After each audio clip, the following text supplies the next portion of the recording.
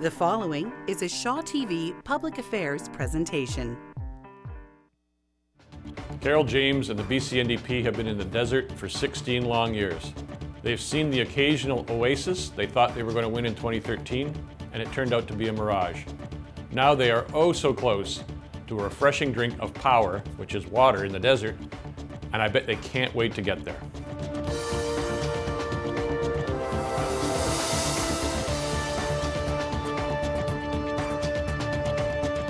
Well, good evening and welcome to Voice of BC. And after a fairly long, an unreasonably long period of uncertainty in British Columbia following our May 9th election, we are actually getting some MLAs, not just elected, but taking the oaths of office this week. All 87 members of the BC House elected May 9th are taking the oaths of office, and to mark that occasion, we have a politician back on the floor, on the show. As it happens, the MLA for the very part of the capital that includes the building from which we are coming to you tonight. Welcome back, Carole, James. Thank you so much, Vaughn. It's great to be here, and it's a great honor to be elected again by the people in Victoria Beacon Hill.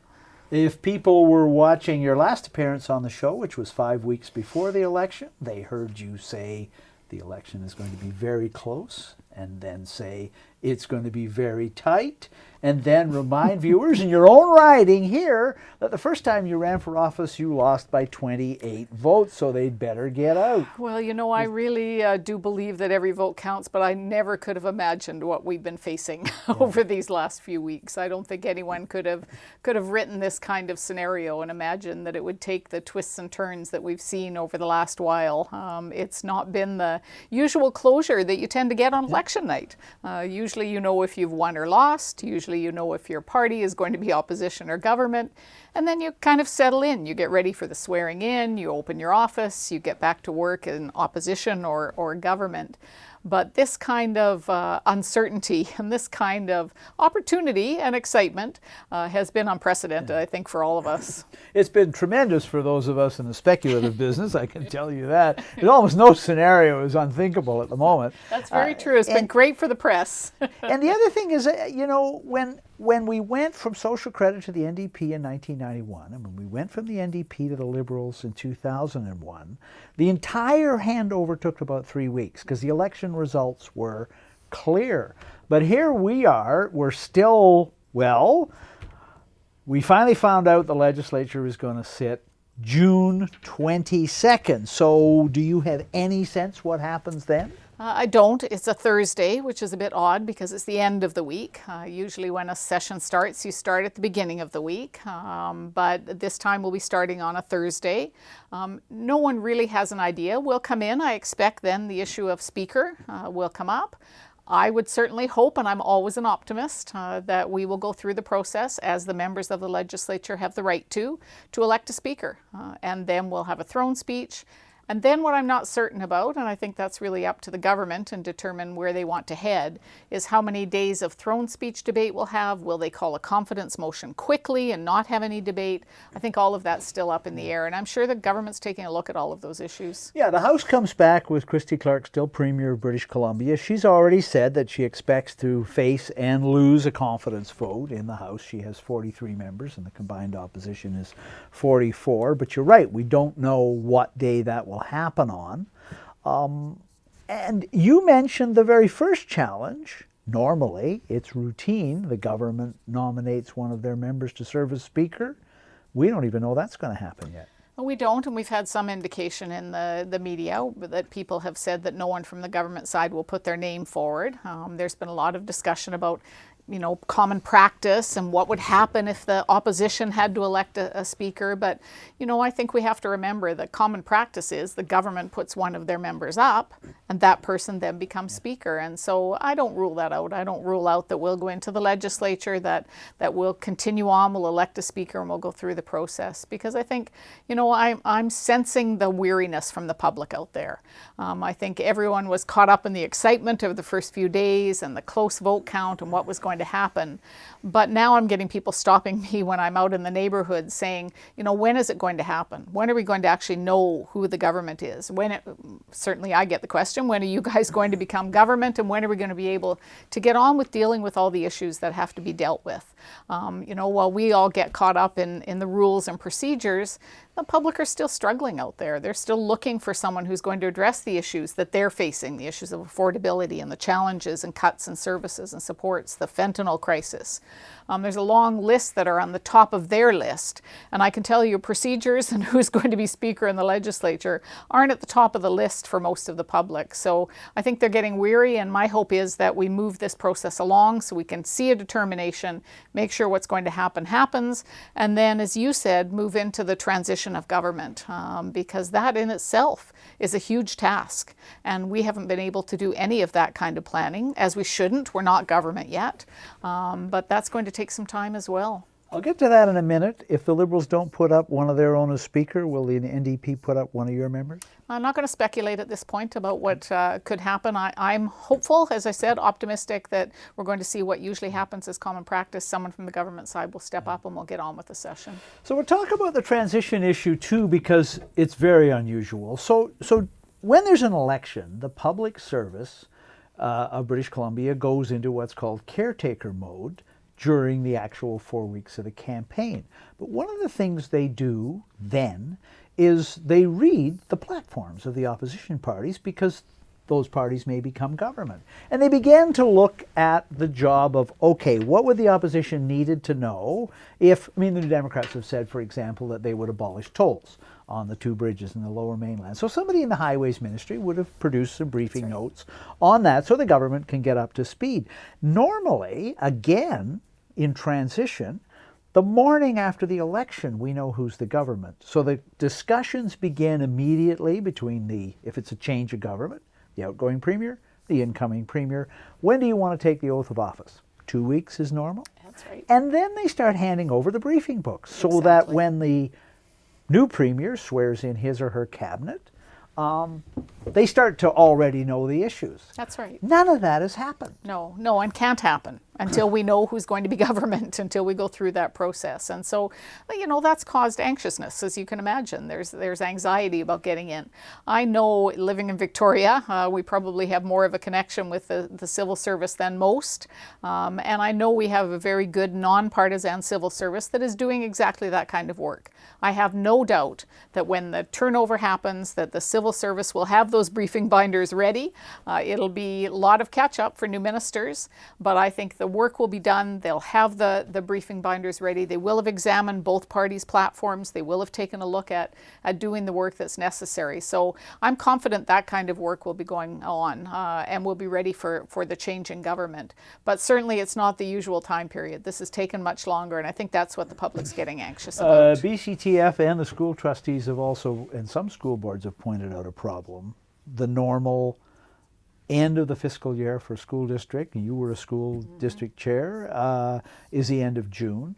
There was an agreement before the election to fully fund out of the Supreme Court loss to put $300 million into the education system, but we're hearing that, again, normally the handover would have occurred. That's right. Some districts are having trouble getting straight answers about class size, staffing, new buildings, and all of that. Well, and that has huge ramifications. When those kinds of things are delayed, the reason the school year is the way it is, and the reason the budget follows the school year, is so that you can ensure that teachers that are going to return are given notice, so they know that they're coming back in September. If you have extra teachers, I don't expect that to happen this year, because of course we're looking at smaller class sizes, so there should be in fact more teachers in the system.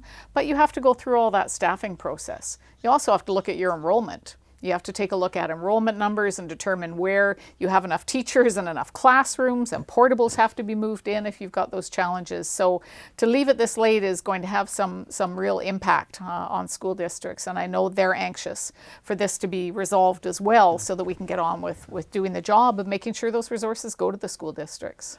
Before we go to questions on tape, one more thing. You were involved in these extraordinary negotiations that occurred between the Green Party and the NDP, and there were also talks going on between the Green Party and the Liberals.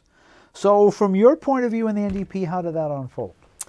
Well, they were certainly, from my perspective, historic negotiations, to sit across the table, to have those kinds of discussions. You know, people have said, and I had someone ask me, did you cobble together an agreement? How did you determine which issues got put on the table and which didn't? And it's one of the things that I'm most proud of sitting around that table, is that from the start, and it was really set, the direction was set by the two leaders. They were both part of the negotiations. Both Andrew and John were there at the table across from each other. And they really set the tone by starting to talk about the values that we had in common.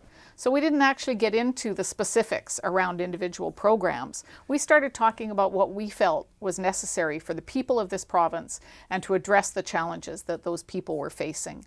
And so we started talking about those common values, whether it was protecting the environment or addressing affordability for families. What does that mean to both of us? Where have we got common areas? We'd come back to issues that were trickier for us to have discussions on. As you know, in electoral reform, the Greens had a position of no referendum. We had a position of referendum. So your position prevailed? We'd have some good discussions. We'd leave it alone. We'd talk about other areas we had in common, and we'd come back to them. But I think for me, that was the issue that I'm most proud of, is that we, you know, all the people whose doors I knocked on, all the voters who we talked to, all the people who've come into my constituency office over the last 4 years, their issues were first on the table. And that made it easy to come to a decision and come to a direction, to give an opportunity to help them and work on their behalf. Well, there were 41 New Democrats and 3 Greens. And my sense is that pretty much everywhere where there was a disagreement, the position is the NDP's position. We certainly had some compromise around the climate action. We moved up the carbon tax. We yes. moved up the carbon True. tax. That was an area where there was some give and take that occurred. There were a couple of specifics that they raised that they wanted specifically in the agreement, and so we made sure that those were there. A task force, for example, on the new economy. Okay. That was something that was in the Green platform, not in our platform, but something we agreed on and that got added in. So I think, you know, we really did aim to find those commonalities rather than confrontational kind of negotiations that people might think about. Well, if we give here, you have to give there. We were actually able in almost every case to be able to say, here's the direction that we want to go. Here's where we have a common belief. Let's make sure we put that in the agreement. Lots of questions on tape for Carole James. Let's go to the first one. He was on the show himself last week. My friend from the province, Mike Smith. One of the reasons the NDP did so well in this election was you made a lot of bold promises, things like $10 a day childcare, eliminating tolls in the Lower Mainland bridges, and rebates for renters. And the NDP did it all at the same time as they said they would balance the budget. Since the election's been over, I've detected some wavering on that balanced budget commitment. So my question to Carole James is, are you going to keep your promise to the people of BC? Will you balance the budget? Well, as we said during the election, and in fact, Mike asked a couple of very pointed questions of John during the election and on the campaign trail. We have used the Liberal numbers, and using the Liberal numbers to develop our platform, we showed exactly where the money was going to come from. Many of the programs are phased in over time, and so it's not something that you have to find all the money up front in the first year. It's phased in, childcare being one of those examples. There are a number of other programs as well where you begin the work and over 4 years you'll be able to manage it. So that assists in the costing. We were very clear about where the money was going to come from. We are going to increase the corporate tax by 1%. That'll take us similar to every other Western province, so we'll be at the same rate. We said that we would get rid of the income tax break that the Liberals gave to the top 2% of income earners in British Columbia. That, again, saves money that can go into to programs. And yes, we intend to balance the budget. The unknown, and this is why the transition, I hope, happens soon, is whether those numbers were accurate. As you know, Vaughn, it's one of the issues that, in fact, we've worked into the agreement with the Greens. One of the real challenges with having an election in May is that you haven't had the books gone through by the Auditor General, by the independent body who takes a look at the books and decides if they're accurate or if there are any heads up or any areas we should worry about. Certainly, I'm concerned about hydro, for example, and what kinds of challenges hydro faces. ICBC, both of those Crown corporations, jewels of British Columbia are areas that I have grave concerns about, what kind of economic situation we'll find. But based on the Liberal numbers, yes, we plan over those 3 years to balance the budget each year. What unknowns are there, we'll find out once we get in, and we'll be very upfront and very transparent with the public about that. The Auditor General, as Carole James indicated, the financial year ended March 31st, so the Auditor Generals will actually be closing off the final audit of the books this month. Normally that's out in early July, so about the time that the transition occurs, the New Democrats will be getting the Auditor General's revised picture, perhaps, of the last financial year.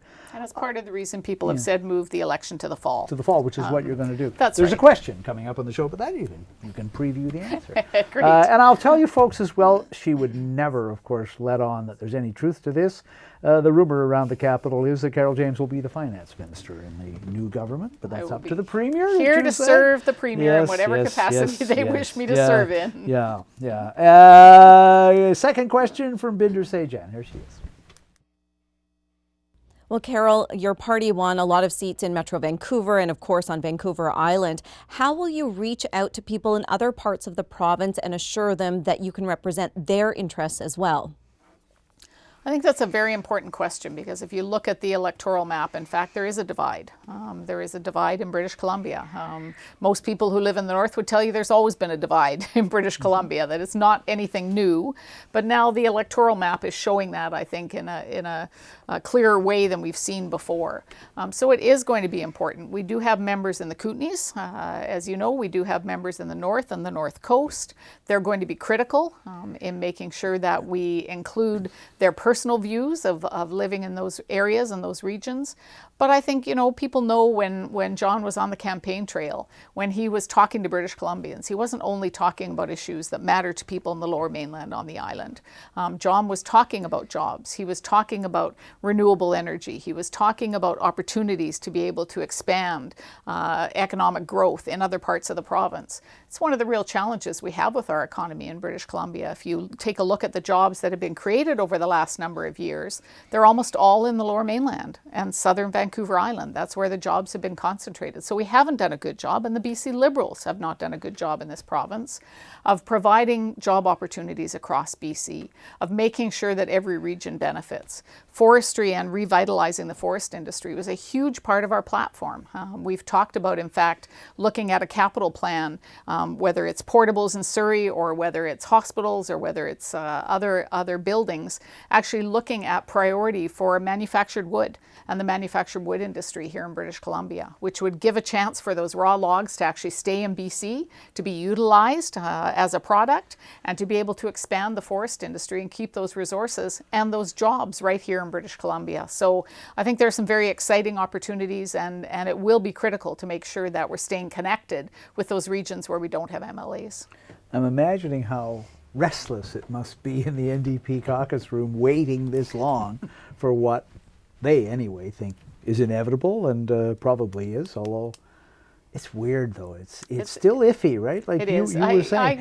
We were having a big discussion today as what do we normally the Premier designate is the term, or Premier elect, Premier hypothetical, Premier inevitable, Premier maybe, Premier probably. It's still it is a very strange time, and I think for all of us, I'm ready for the hard work. I like hard work. I like a pace in my life. I like getting on with things. But this kind of in-between place where it's hurry up and wait is a very tough place to be, when there are things that need to be done, when people are expecting change, when they're looking for opportunities to make that difference. I'm really looking forward to getting on with it. Take a brief break on Voice of BC with Carole James. Stay with us.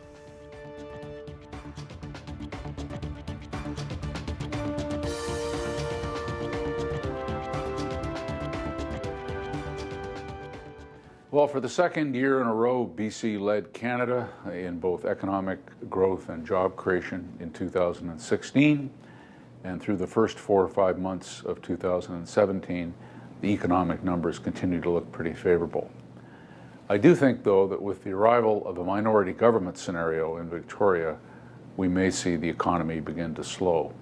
A minority government, with which we have virtually no experience in BC in the past 60 or 70 years, is almost guaranteed to bring forward a period of policy and political instability and uncertainty. And I think that at the margin, that's guaranteed to dampen business investment and perhaps to have a negative impact on consumer confidence and housing markets as well.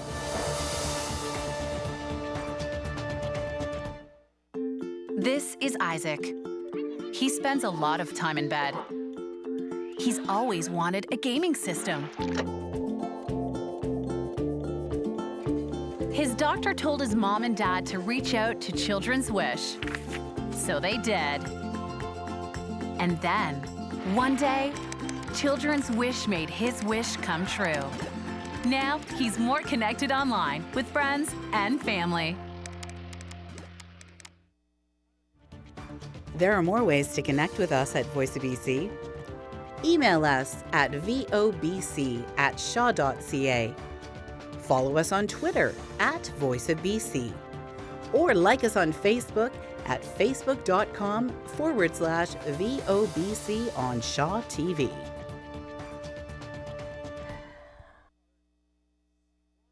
British Columbians are going to be pleasantly surprised with the quality of character inside the NDP caucus. There are people who have experience in provincial government, in opposition, and local government, as well as First Nations. I am looking forward to the next government led by John Horgan as Premier of British Columbia. And welcome back to Voice of BC, and Troy will be on the show later this month. In fact, he's on with Judith Sayers the day after, or the day of, the legislature sitting on June 22nd. It's the day after National Aboriginal Day, I believe. Great. Yes. It'll be a good, lively discussion if Troy's there. It's fantastic. Yeah, so question on tape, this one from Bill Thielman. British Columbia's election has drawn a great deal more attention across Canada than usually our elections do. We can be a curiosity for a day or two, and then they go back to talking about Ontario and Quebec. But this time, we're a big deal. Here's Bill Thielman with a question about that. Carole, probably the biggest irritant, the biggest problem question between Alberta and BC and Ottawa and BC under an NDP government will be Kinder Morgan. You campaigned against it, Rachel Notley campaigned and is in power because of it, and it's supposed to go through thanks to Justin Trudeau. How do you see working out this Gordian knot, or will it just come down to something happens and the decision is made or reversed? Well, I think the first piece will be all of the lawsuits that are outstanding on the issue of Kinder Morgan, a number of them First Nations lawsuits. I think that's certainly the beginning place that still has to play out regardless of what Alberta thinks and regardless of what the federal government thinks or BC. In fact, those lawsuits have to go through their due process. And I'm expecting there will be some real issues there, certainly around a duty to consult.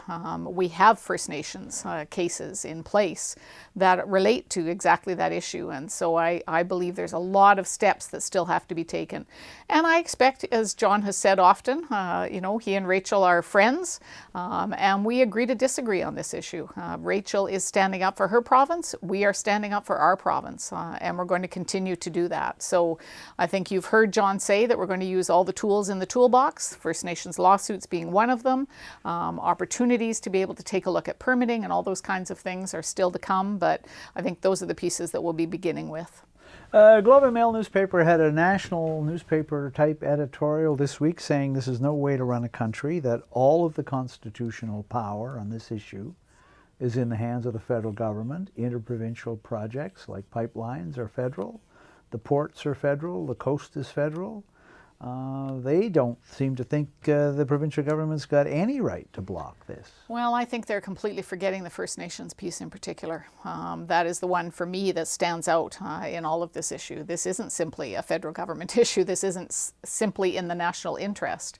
This is an issue that has direct impact on First Nations. And as you know, British Columbia is in a unique position because in lots of areas we don't have signed treaties. We're still in the process of negotiations. There's still the issue of rights and title. And so all of those issues have to come into play. So if I felt the federal government had had those discussions with First Nations and that there had been accommodations or there had been discussions made, I think we'd be having a different kind of conversation. But that hasn't happened. In fact, First Nations are taking them to court for not consulting. And so that is an issue that is front and center right here in British Columbia and can't be negated by a federal government. Would an NDP government intervene in those cases or seek an opening to intervene in those cases? I think we'll certainly look at all those issues and all those opportunities, and that's what we've said is we'll look at every opportunity, and that may be one of them. You mentioned lumber already. There's another aspect of the lumber industry dumped on our lap in the middle of the election campaign by the Americans. Here with a question about it is Andrew McLeod of the Tyee. During the election campaign, Christy Clark threatened to retaliate against softwood lumber duties by blocking coal trains from the U.S. and Alberta from using BC ports. I'm wondering if that is something the NDP would also consider as government. Well, you know, I think we heard a lot of rhetoric. I think we saw the Premier, we saw Christy Clark during the campaign trying to grab onto something to be able to kickstart the campaign that wasn't as energetic perhaps as people were expecting. And I think unfortunately the softwood issue was one of the issues that she grabbed onto. You know, we've been calling for months for the Premier to pay attention to this issue, to be strong on the issue, to take a stand, to go to Ottawa, to head down to Washington, to make sure that people knew that British Columbia was going to stand strong, that in fact the U.S. was wrong on the softwood issue. But she didn't. She chose in the middle of the campaign to throw something out there to say this was the issue she was going to stand on. Not even sure if it's legal for the Premier to be able to do that. There were lots of questions raised during that time about whether it was a legal issue. So I think the better route is to be strong in our negotiations, to head both to Washington as well as to Ottawa, to make sure that we're working closely with the people who've been put in place to get the job done, that we are strong in our voice and united in our voice, and that's what we plan to do. Horgan has already said that if he becomes, or when he becomes Premier, I won't say if, when he becomes Premier, he's going to go to Washington, right? That's right. He said he needs to, the Premier of this province needs to make a stand and needs to be clear about that, and that needs to happen quickly so they know that we are standing strong and united. Now in the past, if you go back to the 90s, one of the grounds that the Americans hit us with on softwood lumber duties were our restrictions on log exports. And during the election campaign, your party talked about bringing back restrictions. Are you concerned that that will give them another ground to hit our lumber with more duties? Well, I think we took a twofold approach to the issue of raw logs. We talked about the need to restrict the export of raw logs and keep those resources here, but we also talked about using the tools of government to provide an opportunity for an industry to take off in our province.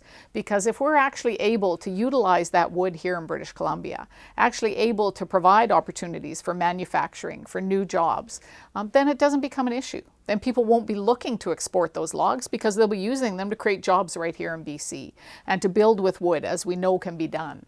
And so I think it is a twofold approach that needs to be looked at. And I think if we take that kind of approach and look at expanding the opportunity for a new industry that's burgeoning, that's taking off, we have a great chance to be able to move that ahead, and I don't think it will be the same kind of issue. They're going to throw everything at us. We know that from before. They always do, and we've won every time when we've gone to the courts. But I think you're going to continue to see a lot of rhetoric over the next while. We don't need to heat that up. We need to show we're strong on the issue. We need to fight on the issue. We need to get it done. Tom Fletcher from the Press Gallery and Black Press with a question about the arrangement that's still being worked out between the Greens and the NDP. Here's Tom. Carole, let's talk policy for a second. There are quite a few differences between the Green Party policy and the NDP policy. One of those is income assistance. The Greens suggested a 50% increase in income assistance rates across the board over several years. The NDP platform called for a $100 a month increase immediately upon taking office. Is the Green Party plan practical in your view? And how are these kinds of policy differences going to be worked out? I think it's a really important question because I've had a lot of people say, you know, where are the specifics? You haven't got a lot of specifics in the agreement. And that was purposeful because we do have some differences. And I don't expect that everything we put forward in the legislature will be supported by the Greens. I don't expect that everything the Greens put forward will be supported by us, just the same way it happens now with the Liberals and the New Democrats and the one Green member. So we will put forward our plan in the budget with a $100 a month month increase. That's what we committed to, as well as a $200 earnings exemption increase as well, so that people can connect back to the workplace, those who are able to work. That's for both income assistance and people with disabilities. So both of those would see an immediate $100 a month increase. And then the area where we did agree on was the issue of the poverty reduction plan. So what we've said is for future years, we know $100 doesn't address the crisis that's there for income assistance, but let's put together a poverty reduction plan. Every other province has one. British Columbia is the only province that doesn't have one. Let's work together in the legislature. I would hope there'll be Liberals on the committee, that there'll be Greens and New Democrats, and actually take a look at what a longer term plan would look like for helping people get out of the cycle of poverty.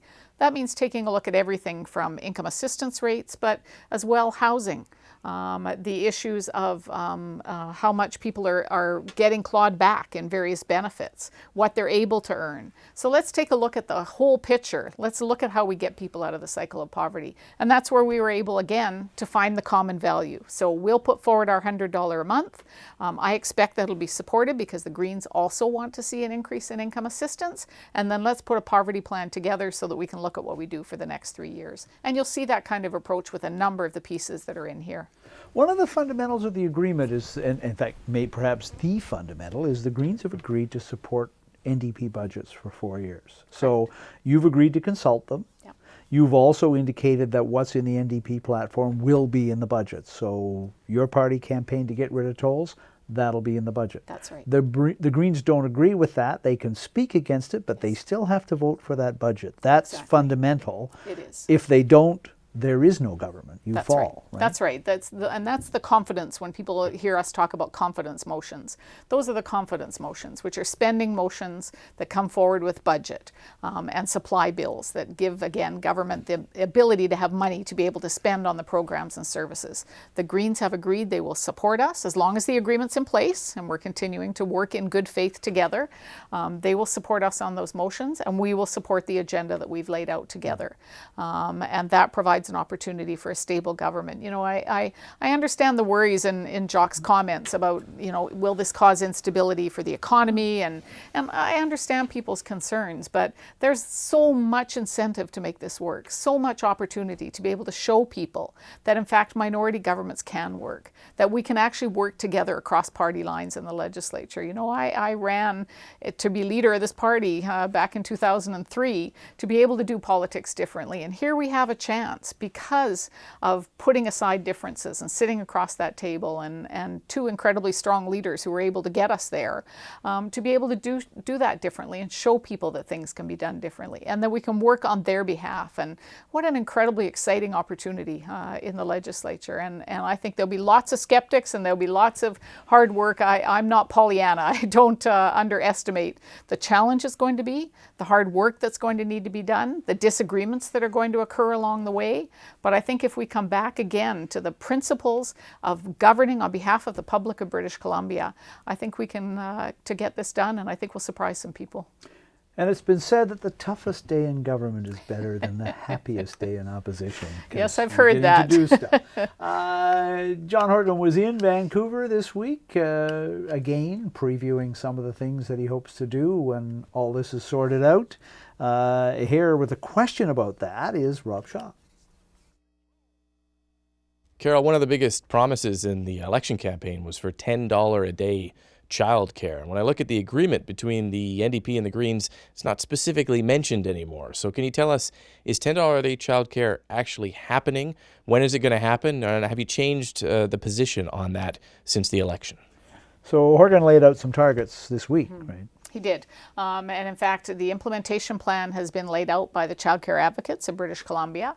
They have a 10-year plan. Their $10 a day childcare is a 10-year plan. And it lays out the beginnings, which is to basically expand childcare spaces and the opportunity for spaces. And then to start off with the most challenging area for parents who are getting back into the workforce, which is infant toddler, children ages 0 to 3. It's the toughest time for parents to make that connection back after they've finished their maternity or paternity leave. It's tough for employers because if parents can't find childcare, they don't have stable employees in their workplace. It's tough for them to get people back into the workplace.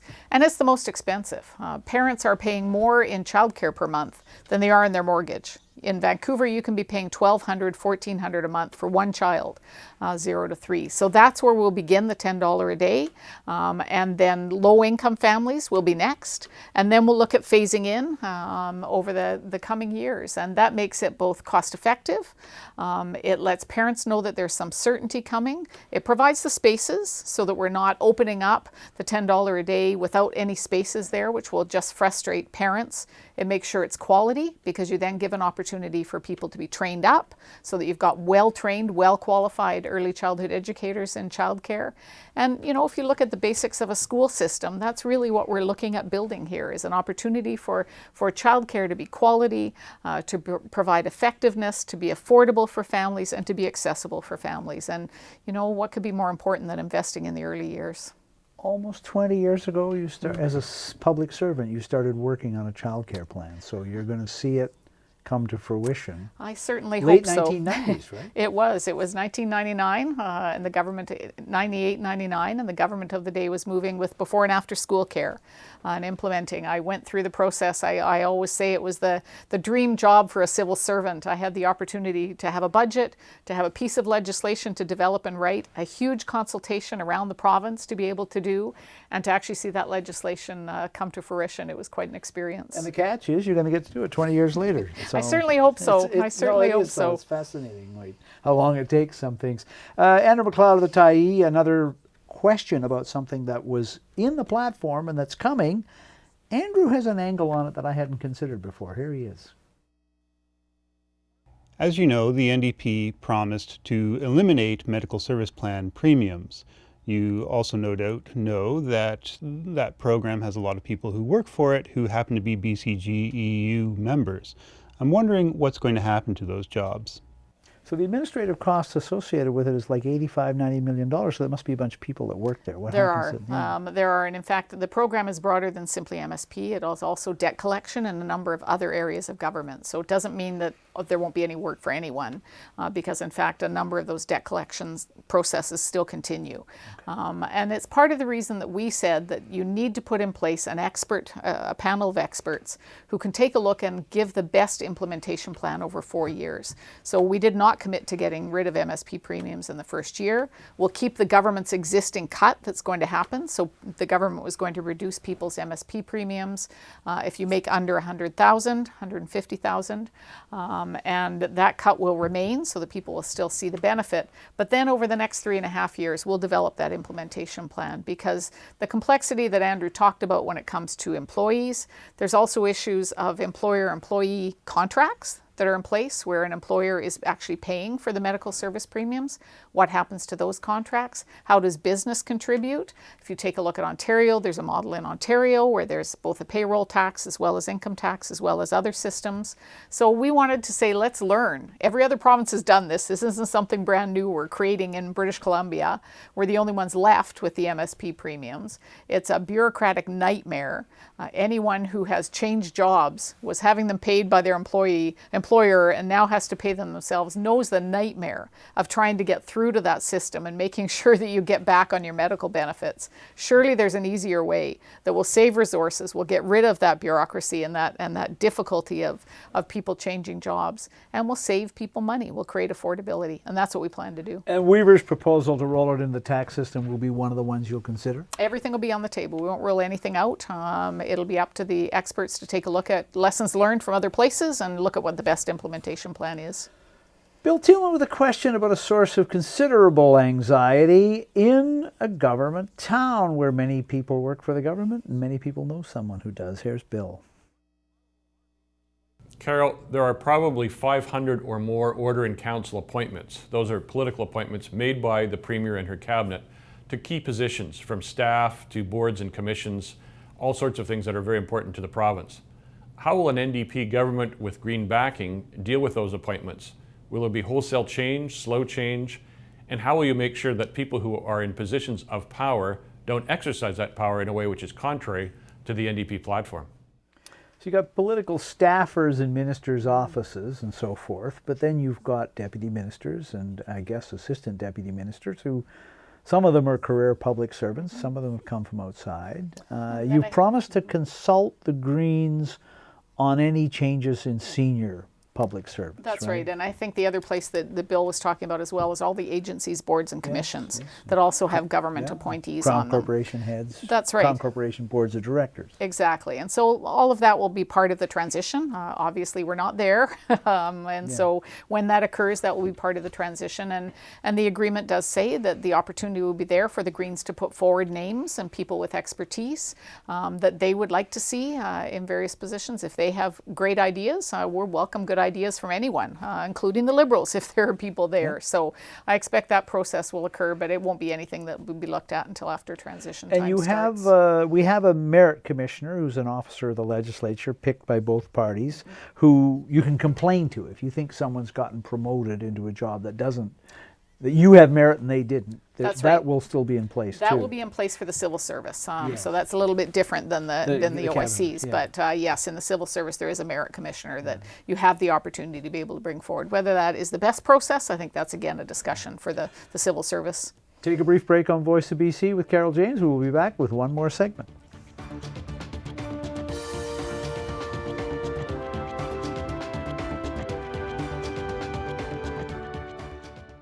Here we are a year and a half plus into construction on Site C, and despite repeated calls, to the Liberal government, they refused to do due process and send Site C to the BC Utilities Commission for a review of the economics, actual need and cost, and the alternatives to the Site C project. And ourselves, the Peace Valley Landowner Association, we went to court on that issue, and so have the First Nations gone to court. And so I think looking ahead now with an upcoming BC Utilities Commission review, we're finally going to get due process and an accounting of what this project means for the province and whether it should go ahead or not. So we're very happy to see this taking place.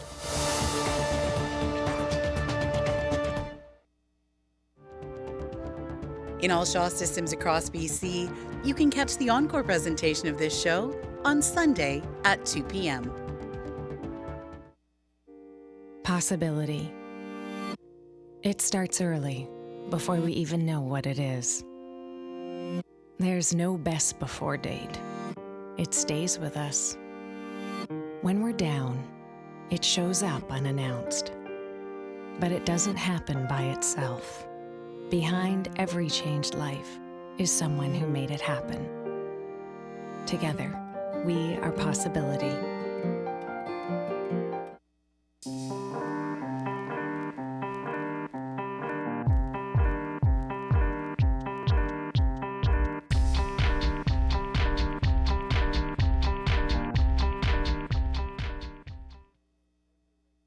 It's the stuff of BC political legends. Davy Barrett, the first NDP premier, walking into the caucus room in 1972 and asking his caucus mates, "Are we here for a good time or a long time?" Well, today, clinging to a one-seat majority and propped up by the mercurial Dr. Weaver, it may be neither good nor long for this particular edition of the NDP government. Welcome back to Voice of BC. Carole James, before we go on, I wanted to ask you about the passing of a great British Columbian. There was a memorial service in Vancouver this week, attended by representatives of both parties. Grace McCarthy. Certainly ahead of her time, no question. I think most women would take a look at that. If you look at women in leadership positions, and in fact in some tough ministries, she did not shy away from taking on issues and standing proudly on issues. And I think that's something that was respected by all sides. And I think you saw that in the outpouring of words that came forward after her passing. There was a nice display put together by our speaker in the last session, Linda Reid, of women in BC politics, and I think some of it's still in the lobby of the chamber. It is. I would really encourage people to come down and take a look at it, because it really is quite extraordinary to see the pictures of previous legislatures, the one woman in the very first picture, and then the progression to the number of firsts of women in our legislature over the last couple of decades. It's a very powerful statement, and it really was an extraordinary piece of work that Linda Reid did as speaker. When women got the vote in British Columbia, we were the first jurisdiction in the country to elect a woman. I think we had the first cabinet minister who was a woman. We had the first speaker who was a woman. First woman who was a premier. Yeah, we've had we made a little bit of history in British Columbia that wasn't embarrassing. And I noted this week when the clerk of the legislature was swearing in all the MLAs, he made the point that this time 40% of the MLAs who were elected this time, so all three parties, were women. And I think in your caucus, it's 50%, right? We're close to 50%, and I think that, again, is extraordinary. There are some people who say, you know, won't it be great when we don't have to celebrate that, when it's just expected as part of the caucus that you'll see diversity in our legislature. And I think that's been, certainly in my time period since being elected in 2005, the diversity has increased in the legislature, and that's only a positive thing. If I look at the number of students and schools that were engaged in the voting process during the election this time round. Schools held their own votes. They had politicians come in and speak to them. For those students to see themselves and to see their community reflected in the legislature can only be good for democracy and only be good for decision making. So I think it's pretty exciting to take a look at the number of people elected to the legislature and the diversity in that legislature. We've talked a little bit about the challenges of managing the House. I haven't asked you about this yet, but Andrew Weaver's talked about it publicly, that so you've got a balance in the House of 44-43, which is as tight as it gets, and Weaver has suggested that the standing orders of the legislature will be changed to make it easier to manage that balance, and he's also indicated that the Speaker, presumably the one appointed not in this short session we're going to get, but when the New Democrats take power, that Speaker will be breaking ties on a regular basis. So on the one hand, you've got a Speaker breaking ties and voting on the government side a lot, which has not happened much before. And on the other hand, you've got a proposal to change the rules of the legislature in some fundamental ways to make it easier to manage. Should the public be concerned about that this government is going to be changing things in such fundamental ways? Well, I think there are some positive changes that need to happen in the legislature, and one of those being the select standing committees. Right now, as you know well, the select standing committees can only be called to meet if the government decides that they want to call them. They determine which committees will meet and which ones don't. There are lots of opportunities to engage MLAs across party lines. You know, I've sat on the Select Standing Committee for Finance and Government Services, as well as the Children and Youth Committee. And you've seen unanimous reports come forward from the Government Finance Committee, the Finance Committee, Select Standing Committee. And so we've managed to actually work on issues together and bring them forward and get government to move on a couple of those pieces. So I think we've shown that there can be some positives. So I think it's not simply the role of the Speaker, and that's the focus right now, obviously, because of the legislature coming back. But it's actually how do we make sure that all members in the legislature have an opportunity to engage, have an opportunity to talk about the issues that they want to bring to the legislature on behalf of their community. So I think there are lots of positives that can occur, and I don't think the public should be concerned. In fact, my hope is this is an opportunity for more public engagement. One of those areas, again, is the issue of bringing forward legislation in the fall. And this was one of the rare times that I'd say there was an issue that Gordon Campbell brought forward that I agreed with, which was to have a fall and spring session. And you'd bring legislation forward in the fall. You'd have an opportunity for public dialogue on that legislation. You wouldn't necessarily pass it in the fall. You bring it back in the spring to be passed and make any changes that the public suggested, unintended consequences that may have not been picked up when they were bringing forward the legislation. So I think there's a chance actually for the public to have a stronger voice in the legislature, not a weaker voice. I'll remind you of the great line of Mark Rose, the former NDP House Leader. When I arrived here, they're called standing committees because they almost never sit. Exactly. We hope to change that. Yeah. However, I will point out that the Speaker of the legislature, only twice in the last 100 years has a Speaker of the BC legislature broken a tie vote in the House. That's not going to be happening all the time. That's a big change. It's a change, but you know, my hope is again that there'll be legislation that'll come forward that everyone in the House will want to support. You'll know from your time here, Vaughn, that often legislation comes forward from the Liberals. We may speak about parts of it that we don't agree with, we may in the end vote for it. And so you may not see, in fact, that situation have to come up as often as people are imagining, because there may be legislation that is just good for British Columbians, that is brought forward by our government, that I would expect will be supported by everyone in the legislature. One controversy that came forward this week as well, and you saw a clip a few minutes ago from somebody involved in it, Ken Boone, who's facing eviction from his home up in the Peace River country in order for the BC Hydro to proceed with construction of the big hydroelectric dam there at Site C. So you saw him.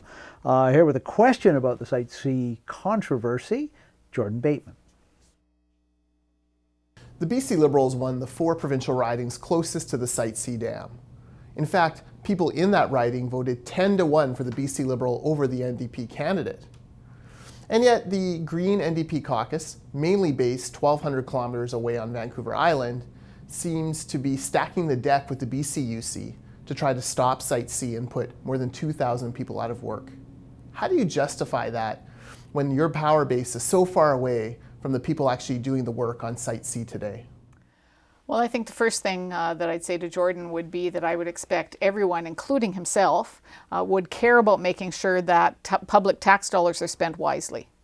And the best way to do that is to ensure that a business case has been taken a look at and has been validated to move ahead on a big project like this. That didn't happen with Site C. It's part of the reason that John has been very clear to say it will be sent to the BC Utilities Commission, an independent body that was put in place to do just that, to take a look at a business case and say this is a wise use of tax dollars. Site C has gone in front of the BCUC before and has always been turned down. We've seen all kinds of experts, including former people who've been involved in hydro, who've written very passionate pleas to say, let's take a look at the business case. BC Hydro, at this point, still has not brought forward that business case. We have seen nothing to show that the power is needed or that this is a wise use of tax dollars. And so I don't think that's an issue that's unique to people in the Peace River. I think that's an issue that should matter to all British Columbians, to make good use of tax dollars, to spend them wisely, and to make sure there's a business case before you move ahead on $1 billion, many $1 billion spent on a project that could be not needed and could be a waste of money. So I understand people in the Peace being concerned about jobs. We're concerned about the fact that there aren't jobs spread out all over British Columbia. But moving ahead on a project that hasn't been examined, that you haven't seen a business case, makes absolutely no sense. First time BC Utilities Commission reviewed Site C, it took them 2.5 years. You seem to think it could be done in 6 weeks. Is that a serious agenda? Really? It is. 6 weeks for an interim review and 3 months for a final review. I think let's remember on Site C in particular the number of people who have already written papers. UBC, as you know, during the election campaign came out with their own research paper. There have been a number of papers written. People are ready to present. It's not like we need to give notice to say that there needs to be people getting ready to present. I think there will be many cases made. What's missing is in public, BC Hydro coming forward and saying, here's our business case. We heard this week that they were going to come out with more specifics around how much money has been spent. Again, lots of questions were unanswered. Lots of issues remained where Hydro wasn't willing to give information.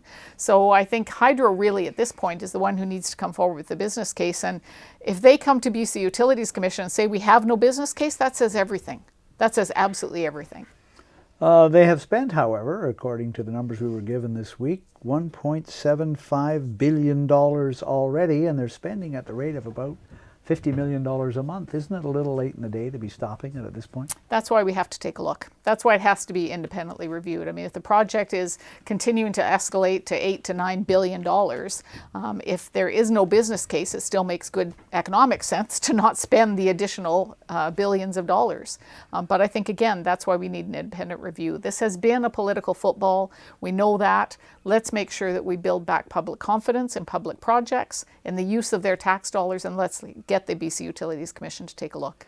Question from the mayor of Hudson's Hope, who's in the middle of that area up there, about one aspect of big projects like this that are now built in British Columbia, and one of her concerns as the mayor of a local resource town. Gwen Johansson. One of the issues that faces resource communities, and they're usually small communities, is the issue of camps. Whereas it used to be that when a large industry was established or there was a large project, that the workers would come in, they would bring their families, they would become part of the community, they would send their kids to the school and join the Lions Club and so on.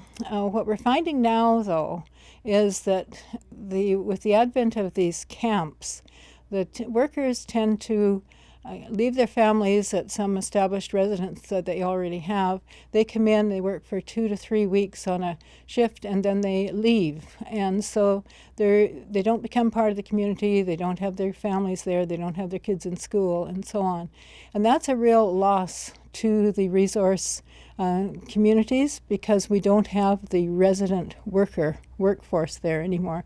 So are there any suggestions that you have as to how to deal with that fly-in, fly-out camp situation?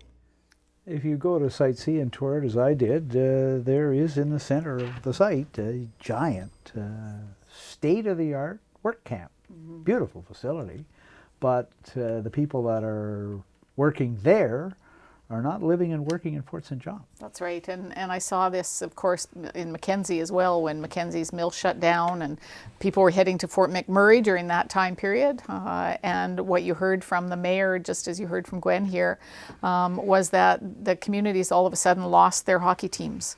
They lost their sports teams. They lost all the coaches because it was mainly the men who had gone out of the town and were working somewhere else, and you lost the entire community. So not only is it an impact in the community where the camp is, it has an impact on the towns where the people have come from as well. Very tough on families to have a spouse away for that time period and then come back in for a quick few days and then back into camp again. So there are all kinds of opportunities. One of those, of course, are labor agreements with labor, to say that we're going to use local labor and a percentage of local labor to ensure that you give a long-term stability to someone. It's tough to say to someone, move your family to a job that may only be in place for a month. If you're able to say to them there's a long-term agreement in place and we're actually going to work with you to make sure that there's a long-term job here, then you can create that community and build that sense of community in those towns, which is good for everyone. Bill Thielman with a question about an issue that dominated discussion in the 2013 election and for several years afterward. Haven't talked about it much lately. Here's Bill. Carole, one of the interesting things that Green Party leader Andrew Weaver said after the election and after the agreement was made was that liquefied natural gas, or LNG, isn't an issue because there's no market for it and it's not going anywhere. Do you agree with that? Do you think LNG has a future in BC? And if so, when will we see it?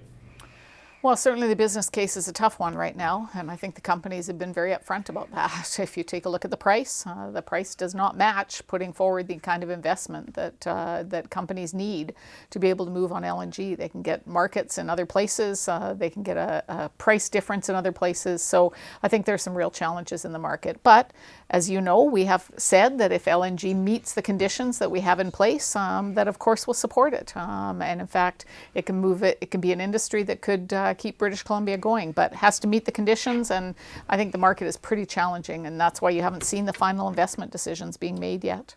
Bruce Halser with a question about something that is in the agreement between the Greens and the NDP, and there's also a commitment to bring something forward on it within the first month of a government when the legislature sits. Here's Bruce. The NDP has long expressed a preference for a mixed-member proportional PR system as opposed to STV as recommended by the Citizens' Assembly or other systems. And yet your agreement with the Green Party says that you're going to consult widely with British Columbians before recommending a system. What kind of consultation do you anticipate that will be? And how do we have any expectation that the outcome of that will be anything other than your preference, MMP? So quickly, folks, there's going to be a referendum in October 2018 on proportional representation, but first of all, we're going to get some kind of a public consultation to decide on which system is going to be put to the voters. Have you figured out how you're going to ask people that question? We haven't. We want to make sure, again, part of transition, you want to have a discussion with the civil service and get some good ideas around consultation processes. It will be a consultation that does have an end date, but there will be opportunities for the public to engage, to talk about what kinds of systems they want to say, to have involved, what kind of question they want to see on the ballot, because that's going to be key as well when you come to the fall. It will be a 50% plus one. It won't be a supermajority as the previous government had put forward around electoral reform. And I think it's an opportunity to have a really good dialogue. And what better time than after all this public discussion around minority government? And both parties have agreed to campaign in favor of it. Exactly. And on that note, I will thank Carole James for being on the show. Good to have you back on. Thanks for your time. Thanks for watching Voice of BC, bringing the legislature, BC politics into your living room and actual living, breathing politicians. Good night.